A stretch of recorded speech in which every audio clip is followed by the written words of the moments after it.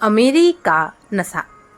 खानदानी अमीर और नकली अमीर का फर्क दिखाती एक मजेदार कहानी। ईश्वरी एक बड़े जमींदार का लड़का था, जिसके पास जमीन जायदाद और जागीर सब कुछ था।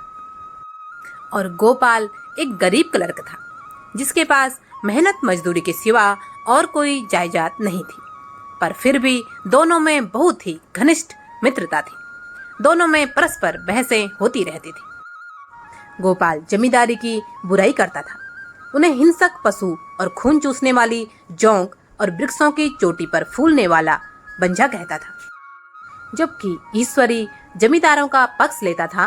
वह कहता था कि सभी मनुष्य बराबर नहीं होते, छोटे बड़े हमेशा होते रहते हैं और होते रहेंगे। उसकी दलीलें लचर होती थी और वह अक्सर हार जाता था और गोपाल जीत जाता था।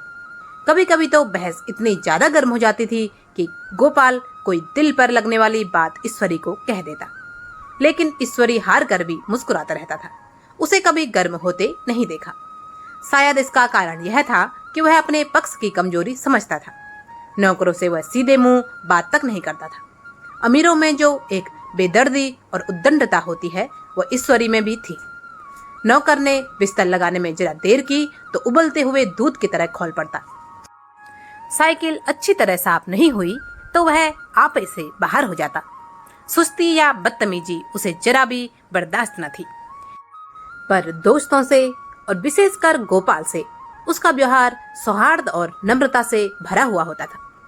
इस साल दशहरे की छुट्टी में सभी बच्चे अपने अपने घरों को जा रहे थे, किंतु गोपाल ने निश्चय किया कि वह घर नहीं जाएगा। उसके पास किराए के लिए रुपए नहीं थे और वह घर वालों को भी तकलीफ नहीं देना चाहता था। यह देखकर ईश्वरी ने उसे अपने घर का न्योता दिया तो वह बिना आग्रह के राजी हो गया। ईश्वरी के साथ परीक्षा की तैयारी खूब हो जाएगी, क्योंकि वह अमीर होकर भी मेहनती और जहीन है। लेकिन जाने से पहले ईश्वरी ने गोपाल को सख्त हिदायत दे दी। लेकिन भाई, एक बात का ख्याल रखना, वहां अगर जमींदारों की निंदा की तो मामला बिगड़ जाएगा और मेरे घर वालों को बुरा लगेगा। वह लोग तो असामियों पर इसी दावे से शासन करते हैं कि ईश्वर ने असामियों को उनकी सेवा के लिए ही पैदा किया है। असामी भी यही समझते हैं। अगर नौकरों को सुझा दिया जाए कि जमींदार और असामी में कोई मौलिक भेद नहीं है, तो जमींदारों का तो कहीं पता ही न लगे। गोपाल ने कहा, तो क्या तुम समझते हो कि मैं वहां जाकर कुछ और ही हो जाऊंगा? हाँ, जब तक तुम मेरे साथ मेरे गांव में रहोगे तब तक अपने विचारों को बदल कर रखना होगा। गोपाल दशहरे की छुट्टी में अकेला नहीं रहना चाहता था, इसलिए उसने मन को मारकर हामी भर दी कि वह जमींदारों की बुराई नहीं करेगा। ट्रेन में सेकंड क्लास का डिब्बा बुक कराया गया और दोनों साथी लखनऊ के लिए रवाना हो गए। सेकंड क्लास तो क्या, गोपाल ने कभी जनरल क्लास में भी सफर नहीं किया था। अब की सेकंड क्लास में सफर का सौभाग्य उसे प्राप्त हुआ। स्टेशन पर गाड़ी आने से पहले कुछ देर दोनों इधर उधर सैर करने के बाद रिफ्रेशमेंट रूम में जाकर भोजन करने लगे। दोनों की वेशभूषाओं को देखकर खानसामों को यह पहचानने में देर न लगी कि मालिक कौन है और पिछलग्गू कौन है। उनका व्यवहार भी दोनों के प्रति वैसा ही था। गोपाल को उनकी गुस्ताखी बुरी लगी। पैसे और इनाम ईश्वरी की जेब से जा रहे थे और जी हुजूरी और सेवादारी भी ईश्वरी की ही हो रही थी। बेचारा गोपाल मुंह लटकाए खाना खा रहा था। गाड़ी आई, दोनों सवार हुए। खानसामों ने ईश्वरी को सलाम किया और गोपाल की ओर देखा भी नहीं। ईश्वरी ने कहा, कितने तमीजदार हैं ये सब। एक हमारे नौकर हैं कि कोई काम करने का ढंग नहीं। गोपाल ने खट्टे मन से कहा, इसी तरह अगर तुम अपने नौकरों को भी 8 आने रोज इनाम दिया करो तो शायद इनसे ज्यादा तमीजदार हो जाए। तो क्या तुम समझते हो यह सब केवल इनाम के लालच से इतना अदब करते हैं? गोपाल ने व्यंग करते हुए कहा, जी नहीं, कदापि नहीं। तमीज और अदब तो इनके खून में मिला हुआ है। भोर होते होते दोनों लोग लखनऊ पहुंचे। स्टेशन पर कई आदमी उनका स्वागत करने के लिए खड़े थे। 2 भद्र पुरुष थे, 5 बेगार। बेगारों ने उनका लगेज उठाया। दोनों भद्र पुरुष पीछे पीछे चले। एक मुसलमान था, रियासत अली। दूसरा था ब्राह्मण, राम हरक। दोनों ने गोपाल की ओर अपरिचित नेत्रों से देखा, मानो कह रहे हो, तुम कौवे होकर हंस के साथ कैसे? रियासत अली ने ईश्वरी से पूछा, यह बाबू साहब क्या आपके साथ पढ़ते हैं? ईश्वरी ने जवाब दिया, हाँ, साथ पढ़ते भी हैं और साथ रहते भी हैं। यूँ कहिए कि आप ही की बदौलत मैं इलाहाबाद पढ़ा हुआ हूँ, नहीं तो कब का लखनऊ चला आया होता। अब कि मैं इन्हें घसीट लाया। इनके घर से कई तार आ चुके थे, मगर मैंने इनकारी जवाब दिलवा दिए। आखिरी तार तो अर्जेंट था, जिसकी फीस 4 आने प्रति शब्द है, पर यहाँ से भी उसका जवाब इनकारी ही गया। दोनों सज्जनों ने गोपाल की ओर चकित नेत्रों से देखा। आतंकित हो जाने की चेष्टा करते जान पड़े।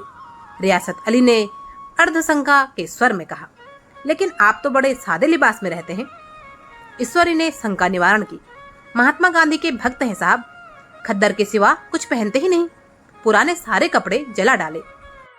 यूं कहो कि राजा है, 2.5 लाख सालाना की रियासत है, पर आपकी सूरत तो देखो, मालूम होता है अभी अनाथालय से पकड़ कर लाए हैं। राम हरक बोले, अमीरों का ऐसा स्वभाव बहुत कम देखने में आता है, कोई भांप नहीं सकता। गोपाल मन में कटा जा रहा था, पर उस वक्त यह सफेद झूठ उसे बहुत खुशी दे रहा था। वह झूठे गर्व में फूले जा रहा था और उसी दंभ में फूले फूले वह बढ़िया नस्ल के घोड़े पर बैठकर ईश्वरी के घर पहुंचा। ईश्वरी का घर क्या था, किला था। इमाम बाड़े का सा फाटक, द्वार पर पहरेदार टहलता हुआ, नौकरों का कोई हिसाब नहीं। एक हाथी बंधा हुआ।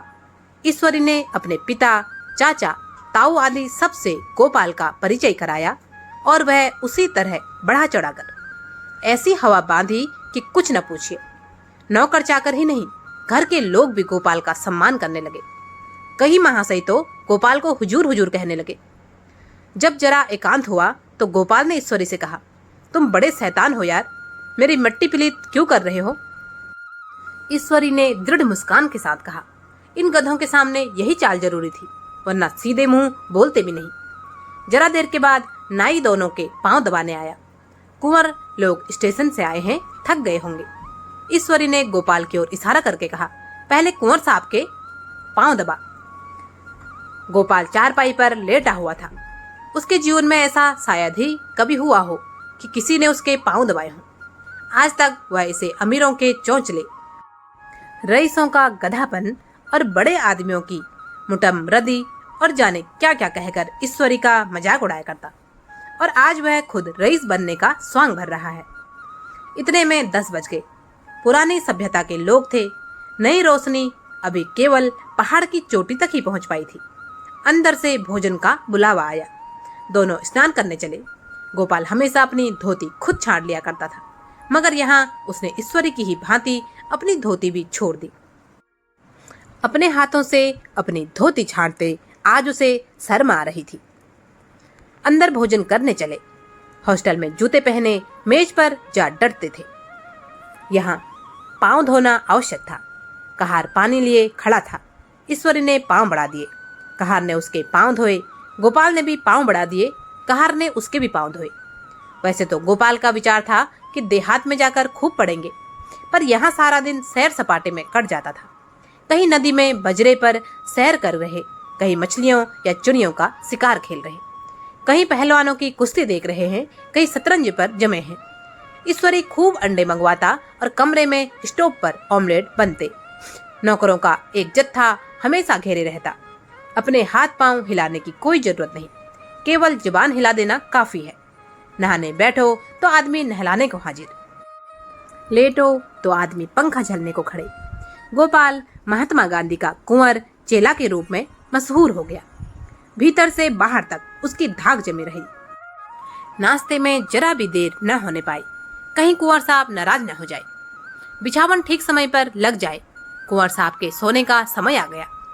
अब गोपाल ईश्वरी से भी ज्यादा नाजुक दिमाग बन गया था, या बनने पर मजबूर किया गया था। ईश्वरी अपने हाथ से बिस्तर बिछा ले, लेकिन कुंवर मेहमान अपने हाथों से कैसे अपना बिछावन बिछा सकते हैं? उनकी महानता में बट्टा लग जाएगा। एक दिन सचमुच यही बात हो गई। ईश्वरी घर में था। शायद अपनी माता से कुछ बातचीत करने में देरी हो गई। यहाँ 10 बज गए। गोपाल की आंखें नींद से झपक रही थी, मगर बिस्तर कैसे लगाए? कुंवर जो ठहरा। कोई 11:30 बजे महज आया। बड़ा मुंह लगा नौकर था। घर के काम धंधों में उसे गोपाल का बिस्तर लगाने की सुधि न रही। अब जो याद आई तो भागा हुआ आया। गोपाल ने ऐसी डांट बताई कि उसने भी याद किया होगा। ईश्वरी उसकी डांट सुनकर बाहर निकल आया और बोला, तुमने बहुत अच्छा किया, यह सब हरामखोर इसी व्यवहार के योग्य हैं। इसी तरह ईश्वरी एक दिन जगह दावत में गया हुआ था। शाम हो गई मगर लैंप मेज पर रखा हुआ था, दिया सलाई भी थी, लेकिन ईश्वरी खुद कभी लैंप नहीं जलाता था, फिर कुंवर साहब कैसे जलाए? गोपाल झुंझला रहा था। समाचार पत्र आया हुआ था, जी उधर लगा हुआ था, पर लैंप नदारत। देवयोग से उसी वक्त मुंशी रियासत अली आ निकले। वह उन्हीं पर उबल पड़ा। ऐसी फटकार लगाई कि बेचारा उल्लू हो गया। तुम लोगों को इतनी फिक्र भी नहीं कि लैंप तो जलवा दो? मालूम नहीं ऐसे कामचोर आदमियों का यहाँ कैसे गुजारा होता है। मेरे यहाँ घंटे भर निर्वाह न हो। रियासत अली ने कांपते हुए हाथों से लैंप जला दिया। वहाँ एक ठाकुर अक्सर आया करता था। कुछ मनचला आदमी था, महात्मा गांधी का परम भक्त। गोपाल को महात्मा गांधी जी का चेला समझकर बड़ा लिहाज करता था, पर उससे कुछ पूछते संकोच करता था।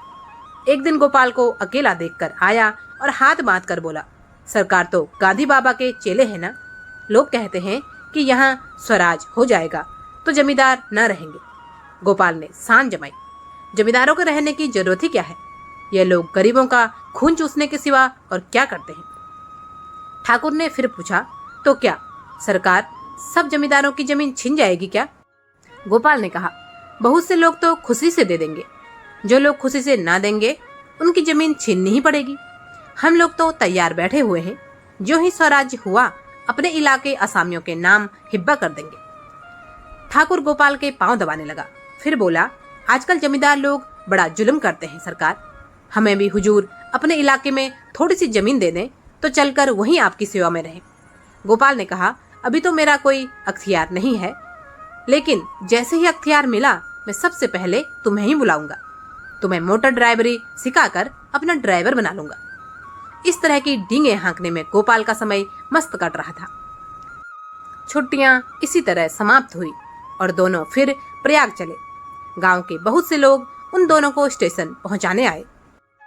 गोपाल की रईसी यहाँ भी इतना उबाल मार रही थी कि उसका जी तो चाह रहा था कि हर किसी को अच्छा इनाम दे, लेकिन वह सामर्थ्य कहाँ थी। वापसी टिकट था ही, केवल गाड़ी में बैठना था। पर गाड़ी आई तो ठसाठस भरी हुई। दुर्गा पूजा की छुट्टियां भोग कर सभी लौट रहे थे। सेकंड क्लास में तिल रखने की जगह नहीं। इंटर क्लास की हालत उससे भी बदतर। यह आखिरी गाड़ी थी, किसी तरह रुक नहीं सकते थे। बड़ी मुश्किल से तीसरे दर्जे में जगह मिली।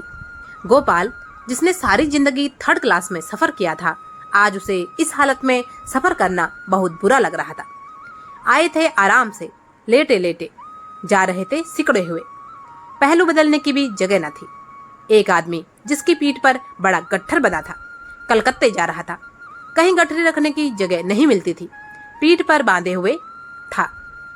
इससे बेचैन होकर बार बार द्वार पर खड़ा हो जाता। गोपाल द्वार के पास ही बैठा हुआ था।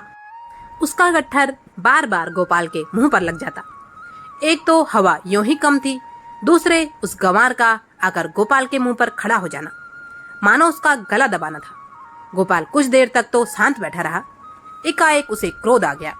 उसने उसे पकड़कर पीछे ठेल दिया और 2 तमाचे जोर जोर से लगाए। उसने आंखें निकालकर कहा, क्यों मारते हो बाबूजी, हमने भी किराया दिया है। गोपाल ने उठकर 2-3 तमाचे और जड़ दिए। गाड़ी में तूफान आ गया। चारों ओर से उस पर बौछार पड़ने लगी। एक आदमी चिल्लाया, अगर इतने नाजुक मिजाज के हो तो अव्वल दर्जे में क्यों नहीं बैठे? दूसरा आदमी गर्जा, कोई बड़ा आदमी होगा तो अपने घर का होगा, मुझे इस तरह मारते तो दिखा देता। क्या कसूर किया था बेचारे ने? गाड़ी में सांस लेने की जगह नहीं, खिड़की पर जरा सांस लेने खड़ा हो गया तो उस पर इतना क्रोध? अमीर होकर क्या आदमी अपनी इंसानियत बिल्कुल खो देता है? एक ग्रामीण बोला, दफ्तरन मां घुसन तो पावत नहीं, उस पर इतना मिजाज। बेचारा गोपाल डर के मारे थरथरा गया कि कहीं वो लोग उसे पीट न लगे। उसका दोस्त ईश्वरी वहां आया और सब लोगों को गोपाल से अलग किया और अंग्रेजी में जोर से डांटते हुए बोला, गोपाल तुम कितने मूर्ख हो। और गोपाल का अमेरिका नशा अब कुछ कुछ उतरता हुआ मालूम होता था। उसने खानदानी रईस ईश्वरी को घर के माहौल में और घर के बाहर के माहौल में अपने आप को ढालते हुए देखा। तब उसे समझ आया कि उसका कुछ क्षणों के लिए रईस हो जाना बिल्कुल वैसा ही था जैसे रंगे हुए सियार का कुछ समय के लिए अपने आप को जंगल का राजा समझ लेना। उसकी आंखें खुल गई और उसने हमेशा के लिए अमीरी के रोग से तौबा कर ली। कहानी कैसी लगी कृपया जरूर बताएं। कहानी पसंद आई हो तो कृपया एक लाइक जरूर करें। चैनल पर नए हैं तो सब्सक्राइब अवश्य करें। वीडियो में अंत तक बने रहने के लिए आपका बहुत बहुत धन्यवाद। जय जय श्री राम।